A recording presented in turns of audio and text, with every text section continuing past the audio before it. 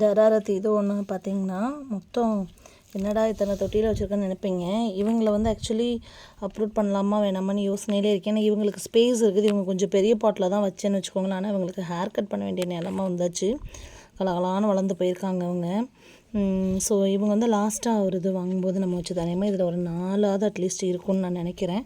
Hair cut பண்ணிட்டோன்னா சரியாக போயிடும். இதில் வந்து மண்கலவை வந்து மேலே டாப்அப் பண்ணுறதுக்காக வச்சுக்கிறது. ஸோ மொத்தமாக இப்போ டராரத் அப்படின்னு சொல்லி ஒரு 15 20 அப்படி ஒன்று பூத்து காமிக்கணும்னா அவ்வளோ ஆசையாக இருக்குது எனக்கு. அதேமாரி சிண்ட்ரெல்லா பார்த்திங்கன்னா நேற்றுக்கு தான் நம்ம வச்சோம். உங்களுக்கு தெரியும், சிண்ட்ரெல்லா நிறைய பேர் கேட்டுட்டு இருந்தீங்க.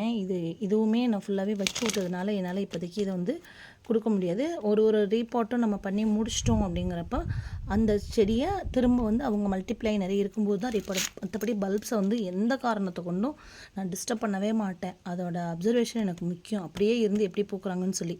இப்போ டராரட் இது பண்ணதுக்கான ரீசன் வந்து அவங்கள அப்லோட் பண்ணி வச்சோம். நீங்கள் வந்து அதை வாஷ் பண்ணி கட் பண்ணி இது பண்ணி தான் வைக்கணும். ஸோ இதை மட்டும்தான் நான் இப்போ ரீபாட் பண்ண போகிறேன். அந்த பாட்டை நான் தொடலை, ஏன்னா அதில் ஸ்பேஸ் இருக்குது. இவங்க வச்சுருந்த சைஸ் பார்த்திங்கன்னா ரொம்ப சின்னது. அதனால் சரின்ட்டு எடுத்துட்டேன் நான். ஸோ லேபிள் ரொம்ப முக்கியம், நான் சொல்லிட்டேன். தேங்க்யூ. Happy gardening.